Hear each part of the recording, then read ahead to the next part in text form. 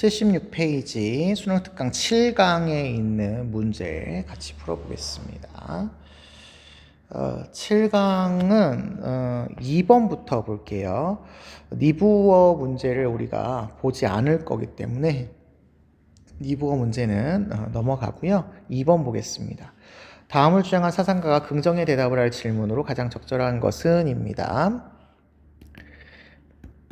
예, 긍정의 대답을 하셔야 되네요. 한 사람은 부정의를 행하고 다른 사람은 부정의를 당한 경우에 누구는 이제 범죄자가 되겠죠. 범죄자가 되겠고 이 범죄자의 행위로 인해서 이제 손해를 본 일반인이 되겠습니다. 경우에 어떤 사람은 손해를 입히고 다른 사람은 손해를 입었어요. 법은 그 손해의 차이, 얼마만큼 손해가 얻었느냐에만 주목하고 당사자들은 모두 동등하다라고 간주해야 된답니다. 이 분의 지위가 어떤지를 따지지 않는다는 거예요. 그래서 범죄자가 얼마만큼 손해를 줬는지 이걸 기준으로 해서 얼마만큼 형벌을 줄 건지를 정한다라는 거가 되겠습니다. 그래서 당사자의 지위에 따라서 대통령이라고 해서 봐주고 이러지 않는다는 거죠. 똑같다, 동등하다 이렇게 본다는 겁니다. 정의로운 것은 중간이자 동등한 것이며 비례적인 것이다 라고 보고 있네요. 중간, 중용 이럴 뜻하고요. 최고의 상태인 겁니다. 그것은 동등한 것이며 비례적인 것이다 이렇게 얘기하고 있습니다. 동등한 사람들이 동등하지 않은 몫을 받게 되거나 여기 몫을 받게 되는 건 분배를 이야기하는 거죠. 분배를 이야기하는데 분배를 이야기할 때 동등한 사람들이 동등하지 않을 몫을 받게 되면 안 되죠. 동등한 사람들이면 동등한 몫을 받아야 되죠. 그리고 동등하지 않은 사람들이 동등한 몫을 차지하게 되는 것도 문제가 되죠. 동등하지 않으면 이 사람이 어떤 몫을 받기에 많은 일을 한 사람이면 많이 줘야 되고 적은 일을 한 사람이면 적게 주는 게 비례이니까요. 자, 이렇게 분배와 형사적 처벌에서 이런 식의 어떤 기준을 제시하고 계시는 분은 아리스토텔레스 선생님이 되시겠습니다.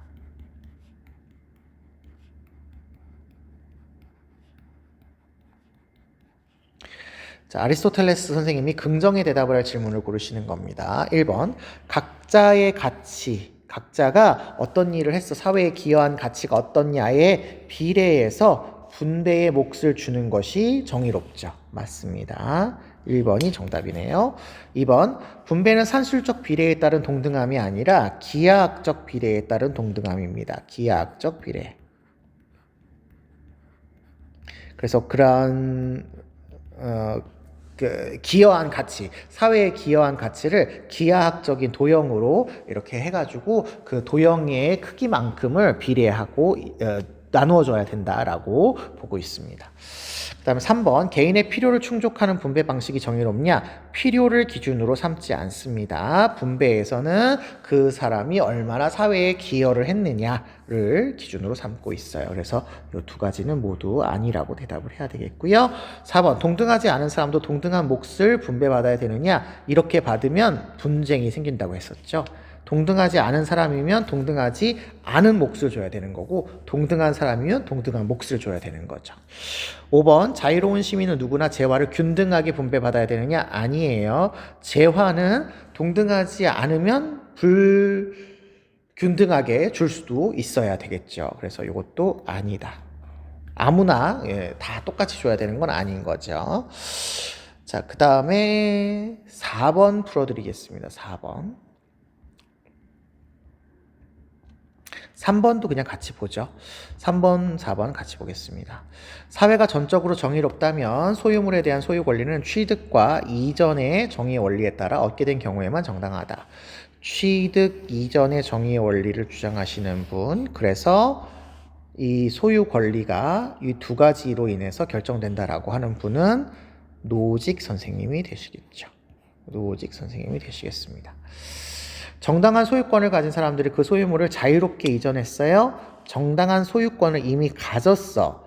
그래서 그걸 자유롭게 이전이나 양도를 했어. 그러면 그 결과가 불평등하더라도 결과에 상관없이 과정이 정당했기 때문에, 다른 말로 절차가 정당했기 때문에 그 결과가 불평등하더라도 정의롭다라고 보고 있습니다.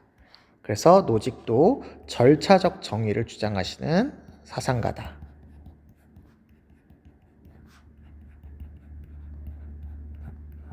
이렇게 볼 수 있겠죠. 그런데 어떤 사상가는 사회 경제적 불평등은 그것이 모든 사람, 특히 사회의 최소수의자에게 불평등을 보상할 만큼의 이득을 가져오는 경우에만 정당하다. 요거 차등의 원칙을 설명하고 있죠.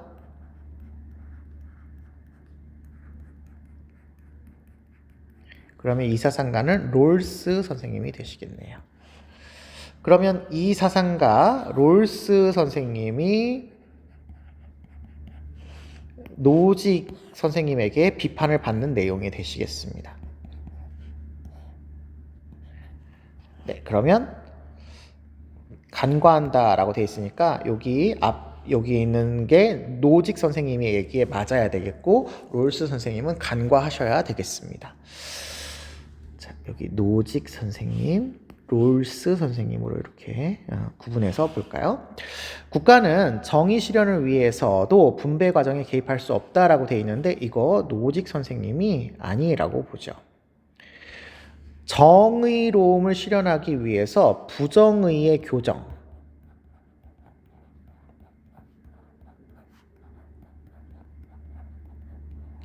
개입할 수 있습니다. 그래서 틀렸고요. 당연히 롤스는 개입하는 게 가능하죠. 사회복지를 위해서도 개입할 수 있습니다. 2번 분배적 정의의 정형적 원리는 필연적으로 재분배를 요구한다. 그렇죠. 노직 선생님의 입장에서 정형적인 원리라고 하는 것은 내가 원하지 않는데 내 자유의사가 원하지 않는데도 이렇게 해야만 한다라는 외부적인 원리이기 때문에 이런 것을 통해서 분배가 이루어지면 자신의 소유권에 대한 침해라고 보기 때문에 재분배를 요구하게 되고요. 롤스 선생님도 물론 그렇지만 여기는 노직 선생님이 롤스 선생님을 이렇게 비판을 하기 때문에 간과한다라고 비판을 해서 이건 맞는 거다 이렇게 찾아주시면 되겠습니다. 롤스하고 상관없이요. 3번 개인의 소유권 보호를 위한 국가의 개입은 정당화될 수 있다. 개인의 소유권을 보호하기 위해서 다시 말하면 부정의의 교정을 위해서 국가의 개입은 정당할 수 있습니다. 그런데 아까 이 말 롤스도 동의하죠. 그러니까 롤스가 간과하지 않아서 틀린 거라고 생각해 주시면 되시겠고요. 그 다음에 없다로 돼 있네요. 똑같이 없다로 돼 있으면 이거 정당화될 수 있다로 오셔야 되겠고 롤스도 정당화될 수 있다로 오시면 되겠습니다. 네, 여기 없다로 돼 있었네요.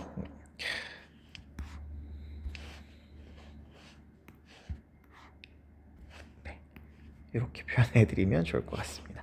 4번 정당한 분배 과정에서 사회 경제적 불평등이 나타날 수 있다. 그렇죠.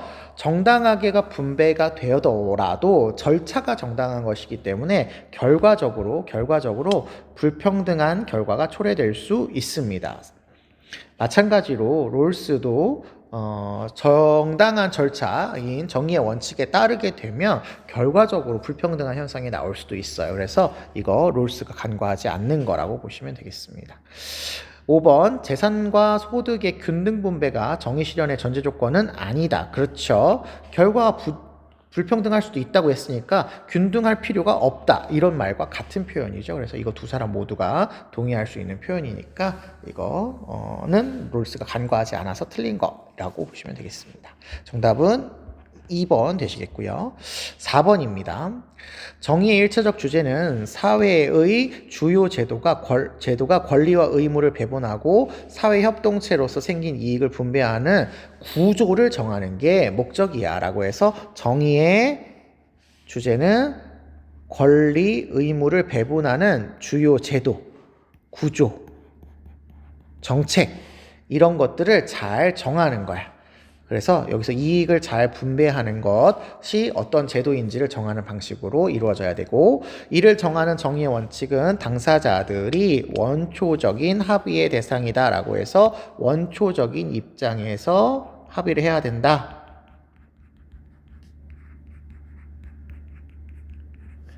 여기를 설정하고 있구나 이렇게 생각하시면 되죠.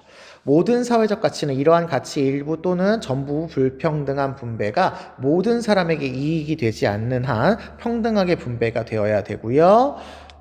최소 수혜자에게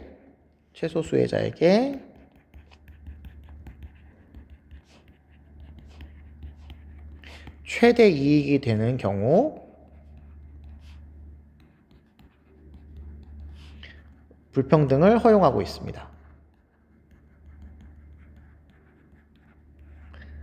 이게 모든 사람에게 다 이득이 되는 거라고 보고 있는 거죠. 그래서 이거는 롤스 선생님의 입장을 골라라 라는 이야기가 되시겠습니다. 1번입니다. 재산 및 소득 분배가 균등할 필요는 없어요. 여기 분배가 라는 건 분배 결과가 균등해야 될 필요는 없다라고 한 거니까 이게 이제 맞는 얘기가 되시겠죠. 1번이 맞는 얘기다 이렇게 보시면 되겠습니다. 그 다음에 2번 천부적 재능으로 인해서 소득 격차는 허용될 수 있다 이렇게 되어 있습니다. 그렇죠. 누가 많이 갖고 누가 적게 가졌어. 그래서 소득 격차가 났어요. 불평등이 발생했어요. 그런데 이게 허용될 수 있는 경우가 있죠. 언제 정의의 원칙에 따라서 분배가 이루어졌다면, 정의로운 절차에 따랐다면 허용될 수 있습니다. 3번 분배 정의를 실현하여 사회 우연성을 제거해야 된다. 이거는 제거할 수가 없어요. 어느 나라에서 태어날 건지 키가 어쩔 건지 얼굴이 어떻게 생겨날 건지 사회적인 우연성이라고 했으니까 우리 사회가 어떤 제도에 놓여 있을지 이런 것들에 대한 우연성을 제거하는 일 자체는 불가능하죠. 이거는 불가능하다. 그래서 틀린다. 물어보시면 되겠습니다. 그 다음에 4번 직위와 직책에 대한 접근 기회는 평등하게 분배되어야 된다. 이거 롤스가 이야기하신 공정한 기회균등의 원칙에 대한 설명이죠.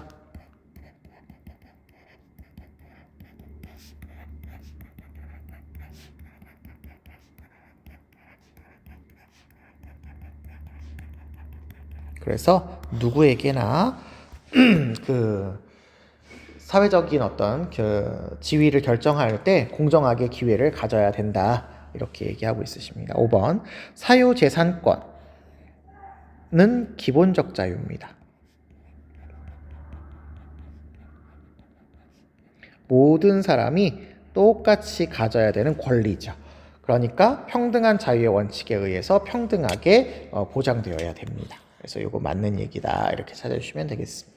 정답은 3번이 되시겠네요. 5번 보겠습니다. 5번 다음을 주장한 사상가 입장의 질문에 옳게 대답한 것입니다. 다양한 삶의 영역에서 삶의 영역이 다양하네요. 다른 말로 다원적이네요. 다른 공정한 기준에 따라 하나의 기준이 아니라 다른 기준, 여러 개의 기준, 복합적 정의의 기준이 있어서 사회적 가치가 분배가 될 때 사회가 정의롭대요. 이거 우리가 다른 표현으로 복합 평등으로서의 정의라고 하죠.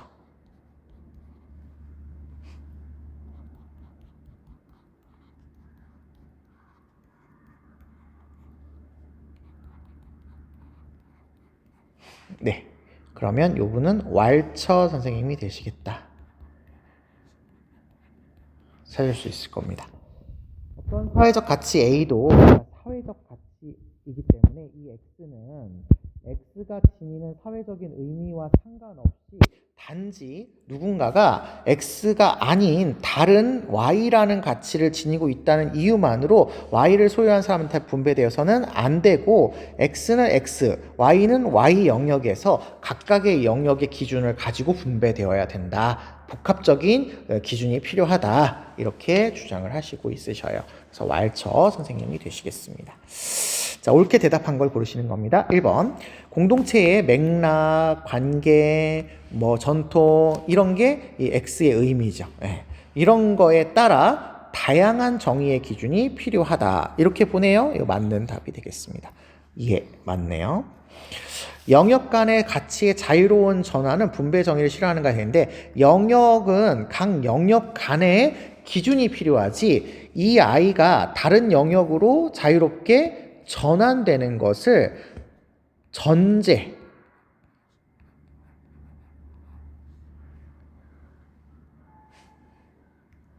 혹은 지배라고 해서 반대하죠. 그래서 아니오라고 대답을 했어야 됩니다. 그래서 이건 틀린 답이고요. 아니오라고 대답해야 되죠. 3번 서로 다른 사회적 가치. 서로 다른 사회적 가치는 서로 다를 수밖에 없습니다. 동일한 기준이 아니라 서로 다른 기준에 따라서 분배가 되어야 되죠. 그래서 이것도 아니오라고 대답해야 됩니다.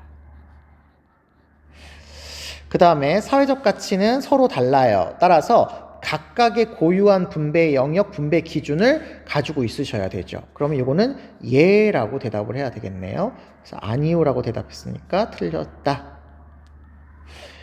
5번 사회적 가치의 다원적 평등, 복합적 평등 같은 말이죠. 이런 것이 실현될 때 정의로운 사회가 되냐? 이거 맞는 말인데 아니오라고 대답해서 틀렸네요. 그래서 정답은 1번으로 찾아주시면 되겠습니다.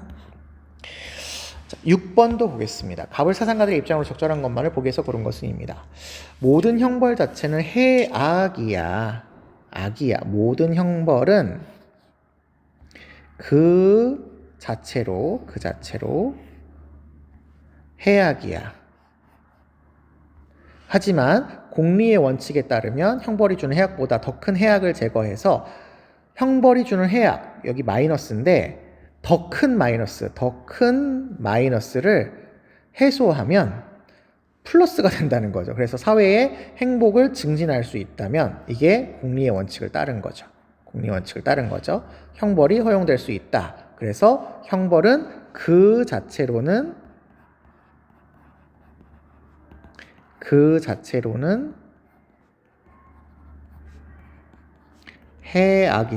악이지만 사회적인 행복 증진을 위해서 할 수도 있기 때문에 필요한 악이다. 이렇게 부르죠. 벤담의 글이 되겠습니다. 을을 보시면 형벌은 범죄자가 아닌, 자 여기 아닌의 중요한 표시 꼭 해주세요. 범죄자가 아니라 시민의 이익을 위해서 집행을 되는 겁니다. 시민의 이익을 위해서. 당연하죠. 형벌을 주는데 범죄자가 이익을 보면 안 되겠죠. 범죄자가 노역을 해서 사회에 끼친 손해에 속죄하는 모습을 오래 보여주는 것. 요 형벌을 보통 종신노역형이라고 하죠. 이게 사형보다 범죄 억제 효과력이 여기는 보답니다. 아닌이 아니고 보답니다. 더 효과적이다 이렇게 얘기하니까 이거는 베카리아 선생님 되시겠죠. 자, 이런 거 중요하니까 아닌과 보다를 잘 기억해 주세요. 그렇다고 하면 사형은 어느 정도 범죄 억제 효과가 없지는 않은데 종신노역형이 더 크다 이런 거고요. 범죄자에게는 이익이 돼서는 안 되고 시민한테는 이익이 되어야 된다 이런 얘기가 되는 겁니다. 자, 기억 볼게요. 벤담입니다. 형벌이 방지할 해악, 형벌로 방지할 해악, 형벌로 뭔가 예방을 했어요. 범죄가 일어날 걸 예방을 했어요. 그렇다는 얘기는 사회에게 이익이 되었다라는 거죠. 사회에게 뭔가 좋은 것을 주었다라는 겁니다. 그런데 형벌의 해악입니다. 형벌로 인해서 나타날 해악. 이거는 형벌로 인해서 누군가가 고통을 보는 손해이죠. 이럴 때 공리주의적 관점에서는 손해는 작게 하고 이익은 크게 만들어야 되니까 요게 더 크다면 형벌은 정당화될 수 있는 필요하기다라고 보겠죠. 보겠죠. 니은입니다. 베카리아는 범죄자 처벌을 통해 범죄를 예방하는 것은 형벌의 목적이다. 그렇죠. 베카리아는 두 가지 관점에서, 계약론의 관점에서 그리고 예방주의적 관점에서 형벌이 필요하다고 보는 사람이니까 범죄 예방이 형벌의 목적이다. 이렇게 얘기할 수 있겠습니다. 디귿. 개인은 사회계약을 통해 자신의 생명권을 국가에 양도했다. 생명권을 국가에 양도하는 바보가 어디 있겠느냐. 국가를 만드는 이유가 자신의 권리와 생명을 보호하기 위해서 만들었는데 생명권을 양도한다는 건 자신의 생명을 보호하지 않아도 된다는 건데 그렇게 하는 바보 같은 계약자는 없다라고 이야기하죠. 그래서 생명권 양도를 하지 않아서 사형에 대한 집행권을 국가가 가지지 않죠.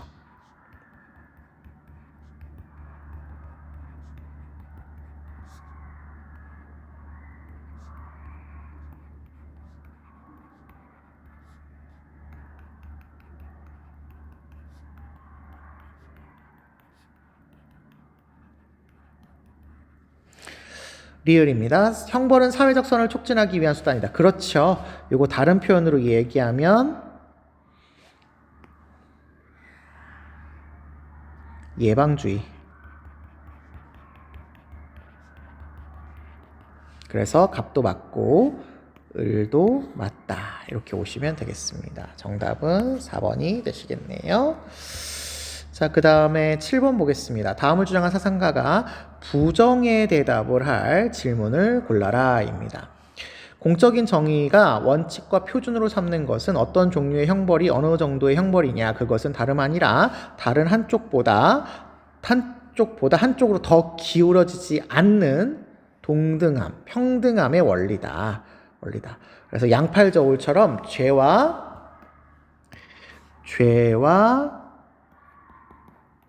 처벌이 한쪽으로 기울이지 않게 똑같이 이렇게 이루어져야만 정의롭다라고 보고 있습니다.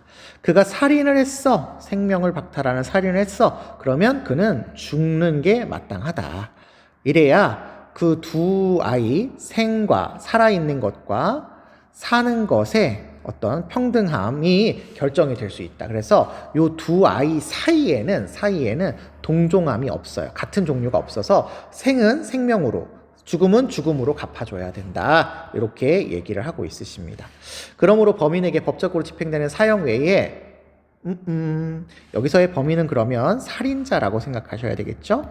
살인자에게 법적으로 집행되는 사형 이외에 범죄에 대한 보복의 동동성은 없다. 그래서 사형은 고통받는 인간성을 끔찍하게 만들 수 있는 모든 가혹행위에서 범죄자를 벗어나게 해주는 거다. 왜냐하면 이 인격이라고 하는 존재는 자신의 행위에 책임을 져야 되는데 다른 형벌을 받게 되면 내가 아직 책임을 지지 못하는 아이로 인격이 아니라 일종의 책임을 지지 못하는 인격 이하의 존재로 취급을 하는 것이 되기 때문에 이게 가혹행위라고 보고 있고 이런 것에서 벗어나게 해준다. 다른 말로 인격을 존중하는 것이다. 뭐가요? 사형이요. 그렇기 때문에 살인자는 사형에 반드시 처해야 된다. 이렇게 설명을 하고 계셔서 이게 칸트 선생님의 입장이다. 이렇게 얘기할 수 있을 것 같습니다. 부정의 대답을 할 질문을 고르시는 겁니다. 공적 정의 실현을 위해서 가해지는 수단이냐. 칸트가 인간을 수단으로 대하는 거에 반대를 했지만 목적과 동시에 수단으로 대할 수 있다고 했잖아요. 공적 정의가 인간성 존중이라면 이 인간성을 존중하기 위한 수단으로서 가해지는 것은 정당하다. 이렇게 오셔야 되겠습니다. 그래서 이거 맞는 거고요. 2번. 형벌의 최종 목적은 범죄자 예방과 교화가 아니라 형벌의 목적은 죄와 처벌의 동등성, 응보에서 찾아야 됩니다. 그래서 이거 틀렸어요. 사형은 살인자의 인격을 존중하기 위해서, 그렇죠. 아까 사형은 살인자의 인격을 존중하는 겁니다. 내가 책임질 수 있게 만들어줘야 되는 거다라는 거죠. 4번. 범죄 자체의 해악 정도와 형벌의 정도는 비례해야 된다라고 했는데요. 자, 범죄가 사회에 끼친 해악이 아니에요. 사회에 끼친 해악이 아니라 그 자체가 얼마나 나쁘냐입니다. 범죄 사실이 갖고 있는 악함, 범죄 사실이 갖고 있는 악함 정도와 형벌의 정도는 비례해야 됩니다. 왜냐하면 아까 똑같아야 된다고 했으니까요. 양팔저울처럼 죄와 형벌이 똑같아야 되니까 얘가 늘어나면 얘도 늘어나야 되죠. 그래서 비례해야 됩니다. 이거 맞는 얘기다 이렇게 보시면 되겠고요. 5번 살인죄에 대해서 사형 이외의 형벌은 형의에 부합하지 않는다. 그렇죠. 요거는 그러니까 생명은 생명으로 갚아줘야 되고 죽음은 죽음으로 갚아줘야 되니까 생명과 죽음 사이에 동종성이 없다. 그러니까 얘는 얘밖에 없다. 이렇게 보시는 거예요. 그래서 살인한 사람은 반드시 사형에 처해야만 한다라는 게 칸트의 주장이 되시겠습니다. 그래서 요거 맞는 거다 이렇게 보시면 되겠고요. 8번은 여러분이 풀어보시고 79페이지에 3번 한번 같이 보겠습니다. 3번 같이 보겠습니다. 똑같은 형벌 관점의 문제입니다. 3번 가벌 사상가들의 입장을 옳지 않은 것 고르시는 겁니다. 사법적 형벌은 범죄자가 자신이나 시민사회를 위해서 어떤 다른 선을 촉진하기 위해 아까 요거 예방주의라고 했죠. 한낱 수단으로 가해줄 수 없어요. 예방주의적인 관점에서 수단으로 가해지는 것이 아니에요. 오히려 그가 범죄를 저질렀다는 이유 때문에 항상 그에게 가해지지 않으면 안 되는 겁니다. 내가 이런 일을 했으니까 이런 일에 책임을 져야 내가 인격이야. 그래서 나의 인격을 존중하기 위해서는 내가 범죄를 행한 대로 처벌을 받아야 해. 이렇게 얘기를 하고 있습니다. 그래서 인간은 결코 인격을 잃지 않는 것이기 때문에 생득적 인격을 상실하지 않죠. 생득적 인격이 상실되지 않기 때문에 수단으로 취급될 수 없고 인간을 존중해 줘야 돼요. 예, 요거 칸트 설명이 되시겠습니다. 을 보시면 범죄의 가장 강력한 억제력은 범죄자가 사형 장면을 목격하는 데서 생겨나지 않고 자유를 박탈한 채 그가 사회에 끼친 손해는 아까 그 범죄가 갖고 있는 내적인 어떤 뭐라고 표현되어 있죠?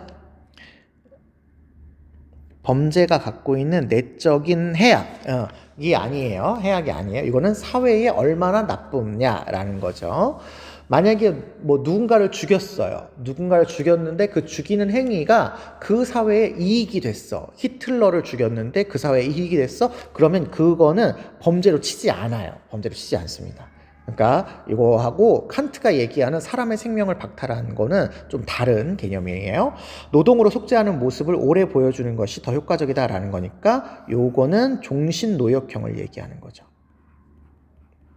그러면 종신노역형이 사형보다 효과적이다라고 보시는 베카리아 선생님이 되시겠습니다.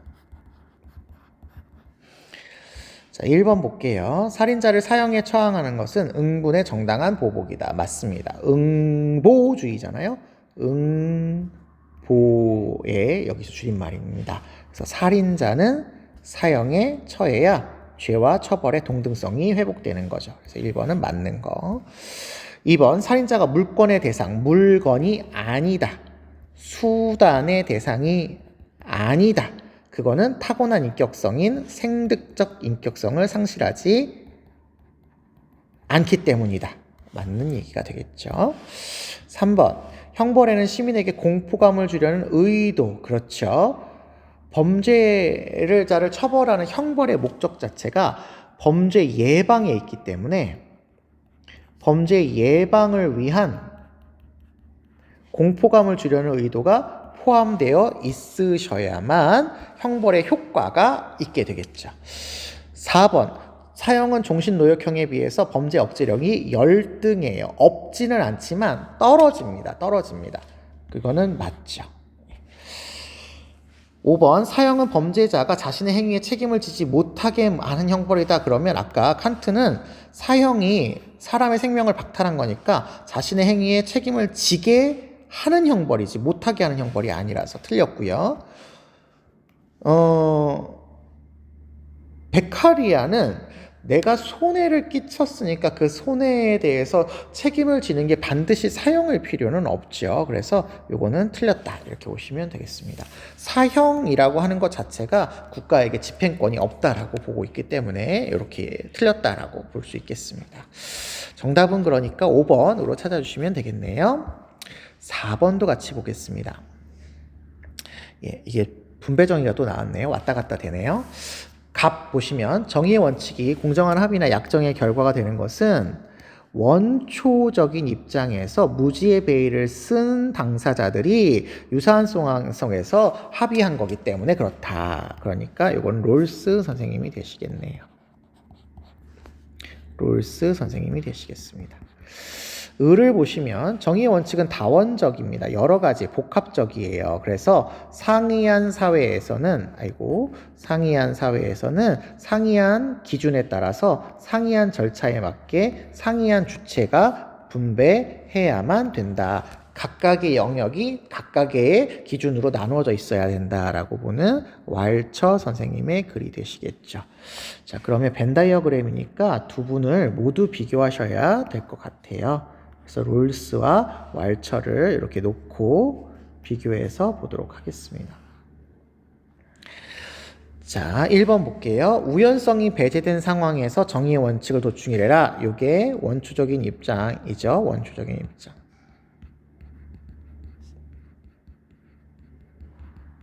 그러면 롤스는 맞고요. 왈처는 사회적 가치예요. 그렇기 때문에 사회적 어떤 특성과 맥락을 무시하고 정의의 원칙을 맺는 것은 있을 수 없다라고 봅니다. 있을 수 없다라고 봅니다. 그러면 A가 맞게 되겠네요. 2번 상이한 공동체에게는 상이한 분배 원칙이 수립되어야 된다가 아까 왈처가 이야기한 거였죠. 그런데 롤스는 어느 세계나 어떤 사람에게든지 동일한 보편적인 정의의 원칙이 적용되어야 된다라고 보고 있으셔요. 단일한 정의의 원칙이 적용되죠. 그래서 이거 틀렸다 이렇게 보시면 되겠고요.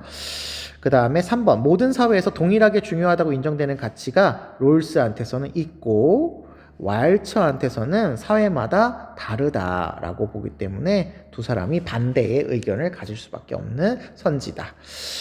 그 다음에 4번 다양한 영역 간에는 경계가 사라져야 된다 그러시면 왈처는 아니라고 얘기하겠죠. 왈처는 다양한 영역 간의 경계가 사라지면 안 되고 그 영역 간에 각각의 영역에 따라 각각의 기준이 있어야 된다고 얘기하셔야 되겠고 롤스 선생님에게서는 보편적인 정의의 원칙이 적용되어야 된다 이렇게는 얘기하겠죠. 5번 사회의 이익이 모든 구성원에게 이익이 되는 분배 방식은 정당하다. 그렇죠. 롤스 선생님은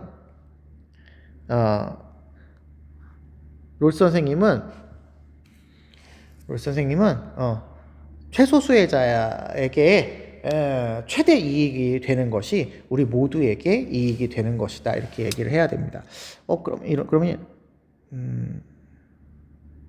사회의 이익이 모든 구성원에게 이익이 되는 분배 방식, 이거 맞는 거라고 보실 수 있겠고, 이거 다른 표현으로는 최소 수혜자에게 최대 이익이 되는 것이 바른 분배 방식이다 이렇게 얘기하셔도 괜찮을 것 같습니다. 그 다음에 왈처 선생님은 이렇게 얘기하지 않죠. 꼭 이렇게 해야 된다라는 건 아니고 사회적인 맥락과 뭐 이런 거에 따라서 결정되어야 된다 이렇게 얘기하셔야겠죠. 그래서 정답은 어쨌든 1번이라고 보시면 되겠습니다. 다음 페이지 5번도 한번 보겠습니다. 5번 문제가 좀 그런데요. 여기 보시면 한 명만이 긍정의 대답을 할 질문을 고르시라는 거예요. 그러면 이게 OOX나 OXO나 XOO나 뭐 이런 걸 찾으라는 거고 2명 이상이 아니라고 대답하면 이건 틀린 답이 되는 거다. 이렇게 생각하시면 되겠습니다. 갑을 볼게요. 국가의 보존과 범죄자의 보존은 양립할 수 없어요. 사실 살인을 저질러서 계약을 파기한 자는 스스로 국가의 구성원이 아니라고 선언한 것이라고 봅니다. 그러면 요거 계약론적인 관점에서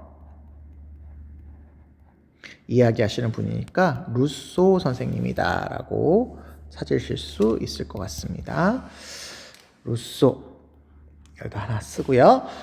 사형은 한순간에 강렬한 인상만 줄 뿐 종신노역형이 더 큰 공포를 안겨주므로 정신에 미치는 효과가 사형에 비해 크다. 이렇게 얘기했으니까 베카리아. 병을 보시면 형벌은 범죄자가 처벌받아야 할 행위를 의혹했기 때문에 무조건 가해져야만 하고 사형은 살인에 상응하는 보복으로 사형수를 인간적으로 존중하는 길이다는 칸트 선생님의 글이 되시겠죠. 그러면 칸트, 베카리아 이렇게 오시면 되겠습니다. 기억 볼게요. 살인범에게 오직 사형의 형벌만 부과되어야 되는가? 아니에요. 루소는 국가의 구성원이 아니면 되기 때문에 국외로 추방하는 형벌이 가능하고요. 베카리아 선생님도 아니죠. 사형 자체를 반대하셨던 분이라서 종신노역형에 찬성하셨고, 칸트는 사회가 정의로운 형벌이 구현되기 위해서는 사형만 부과되어야 됩니다. 그래서 요거는 이렇게 한 사람만 동의할 수 있는 거니까 한 명만 긍정의 대답을 할 질문은 아니네요. 한 명만 긍정의 대답을 할 질문이네요. 그러면 아까 요거 제가 잘못 설명드렸네. O, X, X, X, O, X, X, X, O 이렇게 되면 되는 거네요. 네. 자, 니은 형벌은 보편적인 도덕 원리. 형벌을 원리에 따라서 부과되어야 된다는 건데, 루소는 계약론적인 관점. 베카리아도 예방주의와 계약론의 관점이라는 보편 원칙, 정언명령이라는 원칙에 따라서 부과됩니다. 그래서 모두가 동의할 말이기 때문에 이거는 해당되지 않는다. 이렇게 보시면 되겠고요. 디귿. 국가는 살인범의 생명을 박탈할 권리가 없다라고 했는데 루소는 사형을 인정하시는 분이고 생명권을 모두 양도해서 국가가 생명권을 박탈할 권리가 있다라고 보시는 분이니까 아니시고요. 베카리아는 생명권을 양도하지 않았기 때문에 생명권을 행사할 권리가 국가에게 없다. 생명권을 박탈할 권리가 국가에게 없다. 이렇게 보시어서 맞다고 얘기하셔야 되겠고, 칸트는 사형 집행을 할 권리를 사회계약에 포함된다라고 보고 있어요. 그래서 요거 X라서 한 사람만 긍정의 대답을 할 질문에 해당되겠습니다. 그 다음에 리을, 사형 집행의 정당성 여부는 사회계약의 근거에서 판단해야 되느냐? 그렇죠. 이거 루소와 베카리아는 모두 계약론적인 관점을 가지시는 분들이니까 이거에 근거해서 루소는 찬성, 베카리아는 반대 입장을 지닙니다. 당연히 칸트도 우리 이성이 맺은 계약을 사회계약의 형태로 이야기하고 있어요. 그래서 계약에 근거한다 이렇게 얘기를 하고 있어서 모든 사람이 동의할 말이라서 이것도 틀린 거다 이렇게 보시면 되겠습니다. 정답은 1번 기억 디귿 되겠네요. 6번도 한번 보겠습니다. 6번. 가불병 사상가의 질문에 모두 바르게 대답한 것은 분배 정의에서 오름은 서로 동등한 사람에게 동등한 몫을 주는 것이라고 얘기하고 있으십니다. 아까 나왔던 얘기죠. 동등하지 않은 사람들 동등한 몫을 차지하면 이거는 불만이 생긴다. 아리스토텔레스가 아까 하셨다라고 했죠.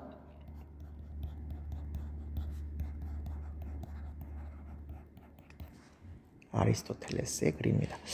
개개인의 행복은 사회 전체의 행복으로 연결돼요. 그래서 정의는 도덕과 입법의 원리인 최대 다수의 최대의 행복이라는 공리의 원리를 위해서 유용성을 극대화하는 것으로 이루어져야 된다. 벤다 되시겠죠.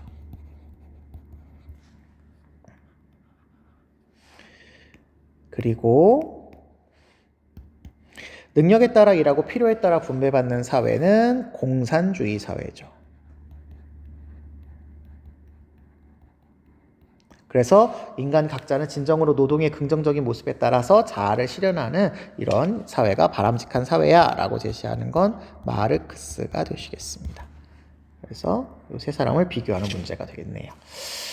자, 1번 볼게요. 공정한 절차를 따를 때 정의로운 분배가 실현되는가? 라고 이야기한다면, 세 사람 모두가, 공정한 절차를 따를 때, 공정한 절차를 따를 때, 라고 해서 얘는 맞다, 라고 얘기할 수 있겠고요. 벤담 아저씨는 결과를 고려해야 되니까 아니라고 대답해야 되겠고, 마르크스 선생님도 아니라고 대답을 하셔야 되겠습니다. 필요에 따라 일하고 능력에 따라 분배를 받아야 되기 때문에 아니라고 대답을 하셔야 되겠네요. 2번 사회 전체 효용을 극대화하는 정책이 필요한가? 라고 이야기한다면 일단은 베카리아가 예라고 대답을 해야 되기 때문에 틀렸어요. 그런데 나머지 아이들도 사회 전체의 효용을 극대화하는 정책이 필요는 할 수 있습니다. 근데 이게 뭐 반드시 이루어져야 된다 이런 건 아니죠. 3번 각자에게 각자의 몫을 줄 때 분배가 정의롭냐라는 걸 아까 아리스토텔레스가 긍정해야 되기 때문에 이거 틀린 말이고요. 벤담이나 마르크스도 각자에게 각자의 몫을 줄 수 있습니다만 그 각자에게 각자가 어떤 내용인지가 다르겠죠. 벤담은 이제 공리주의적 내용이어야 되겠고 마르크스는 필요에 따라가 되셔야 되겠죠. 4번 분배 정의는 기하학적 비례의 동등함을 추구하는가? 라고 되어 있을 때 아리스토텔레스가 맞다고 얘기해야 되겠죠. 그런데 아니요라고 대답을 했기 때문에 이것도 틀린 답이 되시면 되겠고요. 나머지 사람들은 기하학적 비례를 얘기하지 않아서 아니라고 대답하는 게 맞는 것 같습니다. 5번 국가가 사라진 상태에서 이상적인 분배가 이루어지는가? 라고 한다면 아리스토텔레스는 국가가 있어야 최고의 궁극적인 목적인 행복이 달성될 수 있다 라고 보고 있기 때문에 아니요 라고 대답을 해야 될 거고 벤담 선생님도 결국은 국가라고 하는 곳에서 최대에서 최대 행복이 가장 잘 산출된다 라고 보고 있어서 아니요 라고 하지만 마르크스만 유일하게 공산주의 사회가 되면 자본주의를 대표했던 국가는 소멸된다라고 주장을 하고 있으십니다. 그래서 5번이 정답이 되는 문제가 되겠다라고 보시면 되겠습니다. 7번 보겠습니다. 7번. 가의 갑을 사상의 입장에서 서로에게 제기할 수 있는 비판을 나의 그림으로 표현할 때 A, B에 해당하는 내용으로 가장 적절한 것은입니다. 형벌은 정언명령이래요. 그러면 칸트겠죠. 오직 보복법만이 응보주의를 얘기하고 있네요. 형벌의 양과 질을 명확하게 제시할 수 있고요. 살인을 저지른 사람은 사형에 처해야 된다. 그래서 칸트 주장이 되시겠습니다. 을은 형벌은 그 자체로 악이다. 우리 앞에서 봤죠? 벤담 되시겠습니다. 하지만 공리의 원리에 의해서 정당화될 수 있기 때문에 필요악이고 그걸 계산하는 7가지 방법, 확실성, 근접성, 그리고 뭐 강도, 지속성 이런 것들을 고려하고 있죠. 그래서 벤담 되시겠습니다. 자, 그러면 1번 볼게요. 형벌은 사회적 선을 촉진하기 위한 수단으로 집행될 수 없다. 범죄를 저질렀다는 이유만으로 집행되어야 된다. 이렇게 얘기하고 계시죠? 틀렸습니다. 2번 형벌은 사회적 해악의 비례에 부과해야 된다. 자, 요것 때문에 중요합니다. 사회적인 해악이 아니에요. 사회적인 해악이 아니라 범죄 자체가 갖고 있는 그 자체의 해악, 내적 사악성.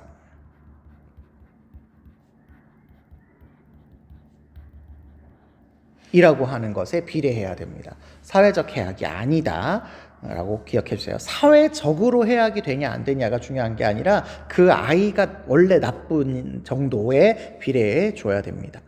3번 형벌은 응보 정의를 위해서 부과된 것. 요거는 칸트가 이야기할 거고요. 벤담은 예방적, 범죄 예방의 관점에 의해서 부과되고 있습니다.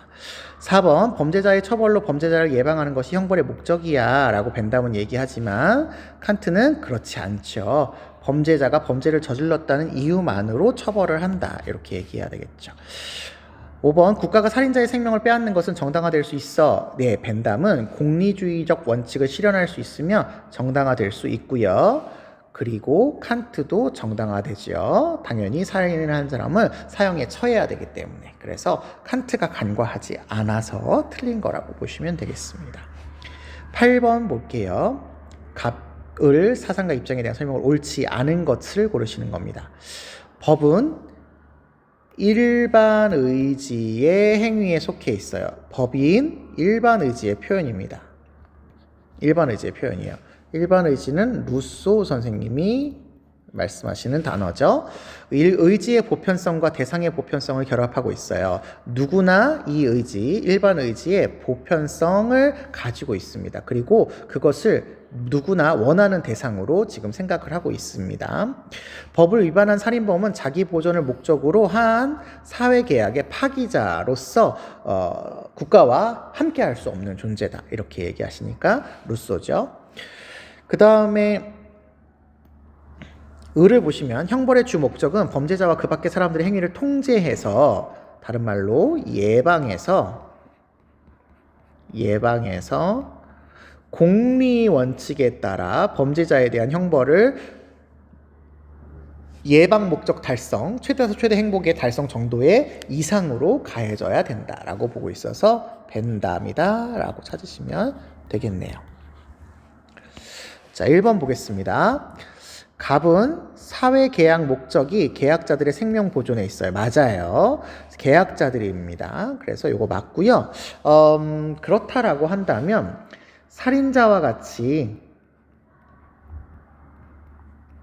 다른 사람의 생명을 파기한 사람은 사회계약을 파기한 사람이다. 이렇게 생각을 하시면 되겠습니다. 계약자가 아니에요. 더 이상. 그래서 얘는 맞는 답이다. 이렇게 보시면 되겠고, 2번 을은 범죄자의 위법 행위의 이익, 범죄자가 법을 위반했을 때 이익을 봤어요. 차를 훔쳤다거나 뭐 이랬을 때 그 범죄자가 이익이 됐겠죠. 그렇다라는 얘기는 사회 전체적으로 보면 이거는 손해입니다. 이거는 손해죠. 손해고, 처벌의 손실, 처벌로 인한 손실, 이것도 손해죠. 이게 더 크도록, 여기서 처벌의 손실은 범죄자의 손해죠. 손해입니다. 여기는 사회적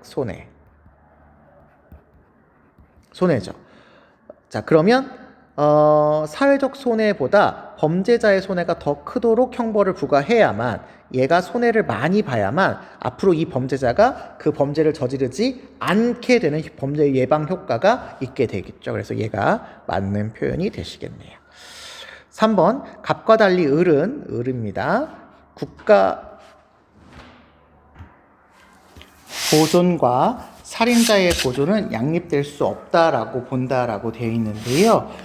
사실 벤담은 공리주의적인 관점에서 최대다수 최대 행복만 산출되면 되기 때문에 이렇게 얘기하지 않을 것 같고, 이 얘기는 주로 이 갑이라는 사람이 하기 때문에 이 표현은 틀린 표현이 된다라고 보시면 되겠습니다. 4번 을과 달리 갑은 범죄자에 대한 형벌 부과가 사회계약의 근거여야 된다. 그렇죠. 여기 사회계약의 근거에서 갑은 형벌을 주는 계약론자입니다. 그런데 벤담은 사회계약론자가 아니에요. 그래서 여기 달리라고 얘기해도 틀리지 않습니다. 벤담은 사회계약론자로 이야기하는 사람이 아니기 때문에 달리라고 해도 됩니다. 그 다음에 5번 갑과 을은 형벌이 범죄자에게 고통을 유발할지라도 정당화될 수 있다. 네, 이 말은 어떤 사상가가 얘기해도 다 맞습니다. 모든 사상가가 얘기해도 어쨌든 형벌은 고통을 주는 거거든요. 그래서 벤담의 경우에는 필요악이라고 표현하면서 맞고, 계약론을 주장하시는 루소에게도 형벌을 부과함으로써 사회계약자를 보호하기 때문에 맞다 이렇게 얘기해서, 이게 어떤 사상가가 얘기해도 형벌은 고통을 주더라도 정당화될 수 있다라고 얘기를 하고 있다, 이렇게 봐주시면 되겠습니다. 자, 9번도 보겠습니다. 9번. 갑을 사상가들에 대한 입장으로 옳지 않은 것 역시 고르시는 문제입니다. 정의의 원칙은 가상적 상황에서 무지의 배의를 쓴 당사자들이 합의를 통해서 얻어야 되는 거래요. 그러면 이 가상적 상황이 원초적 입장이 되시겠죠?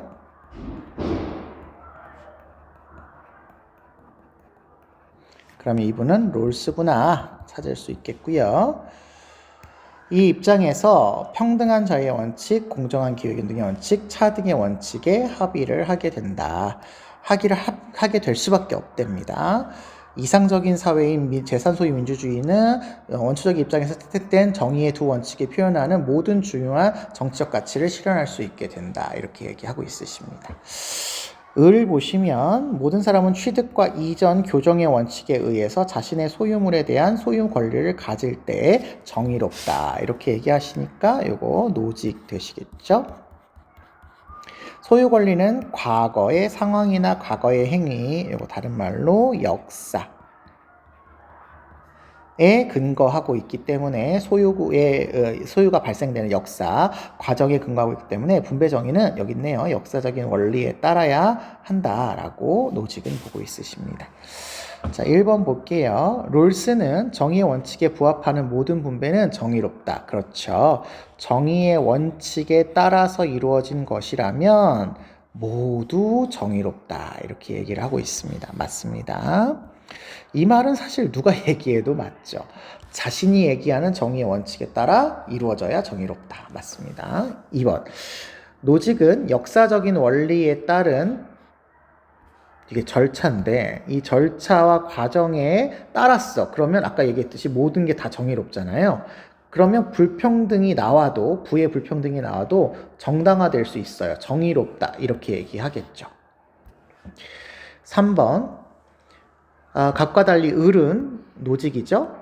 복지국가에서 분배 정의가 완전히 실현될 수 없다라고 본다. 맞지요? 국가가 어떤 복지라는 것을 위해서 재정을 거두는데 세금을 부과한다든지 이런 것이 안 좋다. 개인의 소유 권리를 침해한다. 이렇게 얘기를 한다. 그래서 을의 입장이 맞습니다. 그런데 갑도 복지국가가 아니라 재산 소유 민주주의를 이상적으로 보고 복지국가는 분배가 이루어지는 최종 단계에서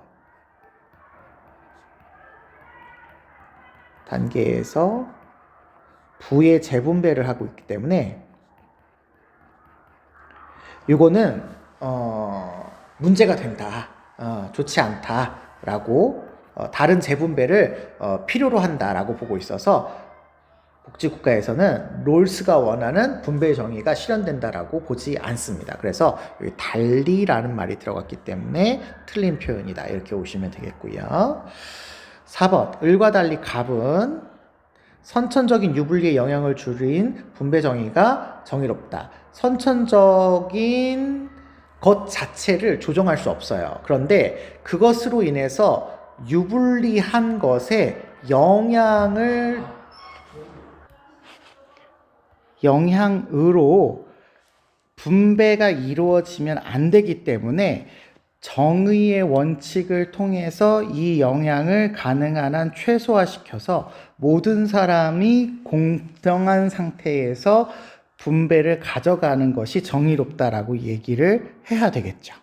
그러기 위해서 이제 최소 수혜자에게 최대 배려를 한다라든지 공정한 기회균등의 원칙에 의해서 장애를 가지시거나 뭐 다른 사회적인 약자들을 배려해서 공정한 사회적인 지위에 접근할 수 있는 기회를 제공한다든지 이런 것들을 하고 있는 거죠. 그런데 노직은 그렇지 않죠. 노직은 선부적인 자산이나 우연한 것은 온전히 자기의 소유이기 때문에 그것에 대해서 제한하거나 이러지 않습니다. 그래서 달리라고 표현해도 맞아요. 그래서 4번은 맞는 거.